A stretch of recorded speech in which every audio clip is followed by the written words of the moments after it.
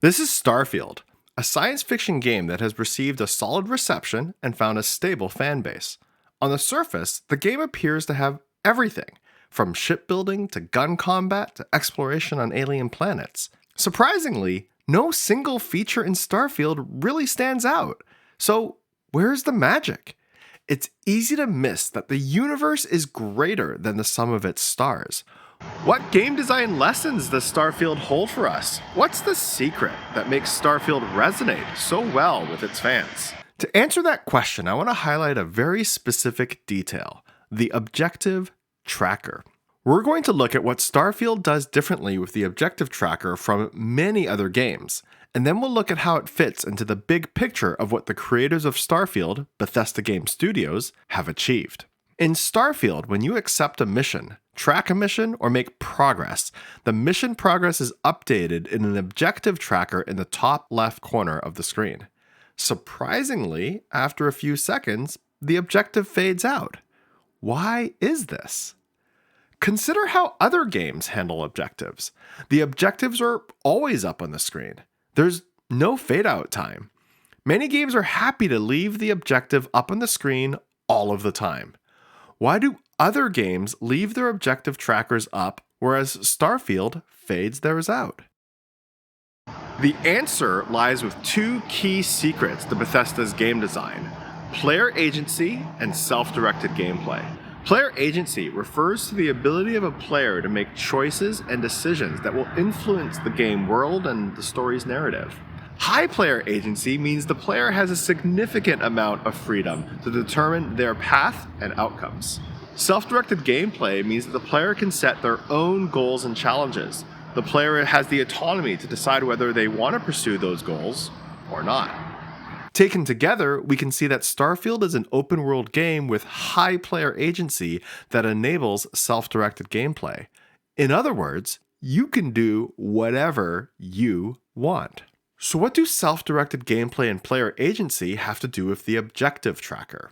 Consider what happens in a game when the objective is always up. The reason games leave the objective tracker up on the screen all the time is they don't want you to forget what you're supposed to be doing next.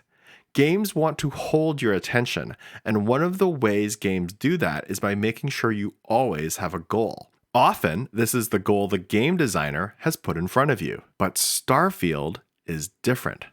Starfield doesn't want you to do what you're supposed to be doing next. They want you to do whatever you want to do next. They want high player agency. By allowing your current objective to fade out, Starfield is deliberately inviting the player to get distracted into side activities. So when I logged in tonight, I ran into this NPC who wanted me to help him find a habitable planet. Then when I got out there, I ran into this ship that was stranded, and they said, "Hey, could you get me some iron?" Like, yeah, I could do that. Two birds with one stone. And I start mining it, and I think, probably the fastest way for me to get the iron would be for me to actually build an outpost. I get the outpost building, and then I just get really into outpost building, and that was the rest of my night. I never did get around to scanning for that planet, but I had a ton of fun. Good game design is not just about what you choose to do, it's also what you say you won't do. I imagine at some point during playtesting of Starfield, they received the feedback: I'd love if my current objective could just stay on the screen and not fade out. But the team made a deliberate decision to say, no, we aren't changing that. Though it seems like a reasonable request to leave the objective on screen, the overall vision of the game is for you to get lost down a rabbit hole of self-directed gameplay, and a permanent on-screen objective would undermine that goal. Out of sight, out of mind is real for games, and conversely, an on-screen goal can be difficult to ignore. The allure of Starfield lies not with its main questline, but in the whispered tales of far-off nebulas and ancient civilizations. Indeed, Starfield is a game best enjoyed when you aren't doing the main questline. Whether it's getting lost in a wandering city, building a ship, or just enjoying a drink at the bar, Bethesda doesn't want you to think about what you're supposed to be doing. So we know Bethesda is happy to de-emphasize your current objectives by having it fade from the main screen, setting the stage for you to opt into other activities. The next requirement is for the design team to put conscious effort into helping you discover these other activities. So how does Bethesda help you to find new activities? They do this with a nudge. A nudge is a concept from the book called Nudge, written by Richard Thaler and Cass Sunstein. A nudge is a form of choice architecture that modifies people's behavior in a predictable way without changing their available options and without changing the economic incentives. Here's an example of a nudge. Suppose we are in charge of a school cafeteria. We want to encourage students to make healthier choices. Perhaps we want them to choose whole fruit instead of French fries. One way to nudge students to choose the fruit over the French fries would be to move the fruit display to the front of the cafeteria line and ensure it's at eye level. This change doesn't restrict any freedom. If the student still wants to order French fries, they can.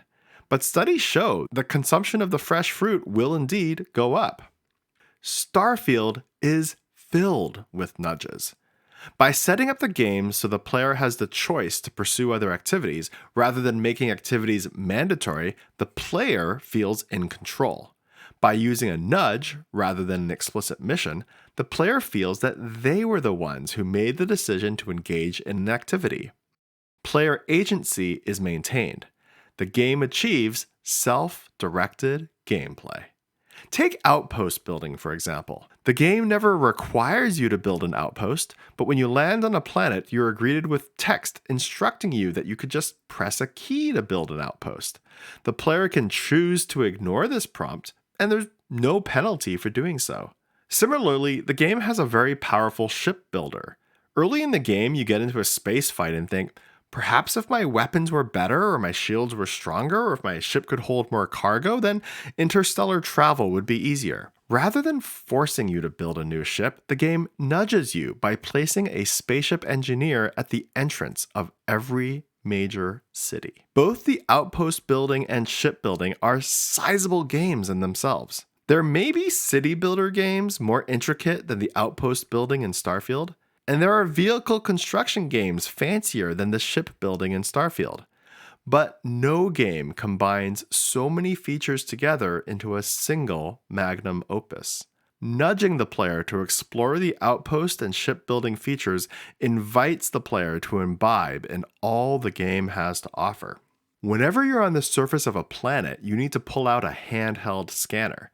The scanner is a core element of the game that helps you determine which way to explore. While your scanner is activated, prominently displayed on the left side of the screen is a list of the flora, fauna, and resources available on the planet. This is represented as how many are available and how many you have scanned. This information is an enticing invitation to try and scan all the flora, fauna, and resources on the planet.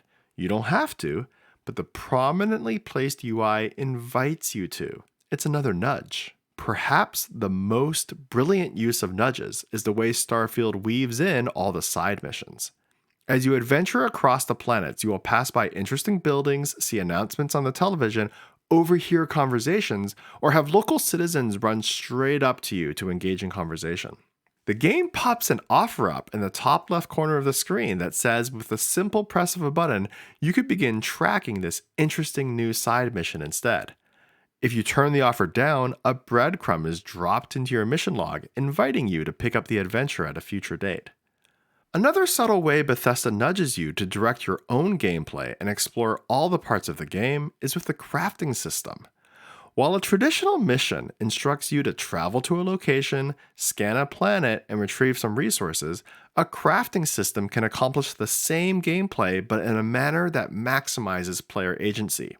Imagine you're on a mission and decide you want to try a stealth gameplay style. To support a stealth gameplay style, you want a suppressor on your gun to reduce how much noise it makes when you fire it.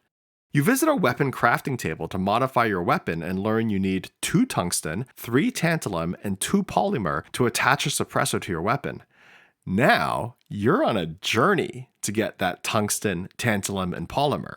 In essence, the crafting recipe is a mission to travel to a location, scan a planet, and retrieve some resources. But rather than receiving the mission from a random NPC, it's a player-directed mission. You have decided you want 2 tungsten, 3 tantalum, and 2 polymer, and you have given yourself the mission to obtain them. Another way Bethesda nudges you to direct your own gameplay is with the skill system. In Starfield, there are a number of different skills available to you. One skill increases the amount of credits you get when selling goods to a vendor, another improves your piloting skills in space, and yet another makes lockpicking easier. Each skill can have up to 4 points assigned to it. Each point in the same skill improves your character in that area, but there's a catch. In order to rank up a skill to rank 2 and beyond, each rank requires you to complete a challenge. For example, in order to increase your shotgun skill from rank 1 to rank 2, you need to kill 20 enemies with a shotgun. To go to rank 3, you'll need to eliminate 50 enemies. And to train your character to rank 4, you'll need to eliminate a whopping 100 enemies with shotguns.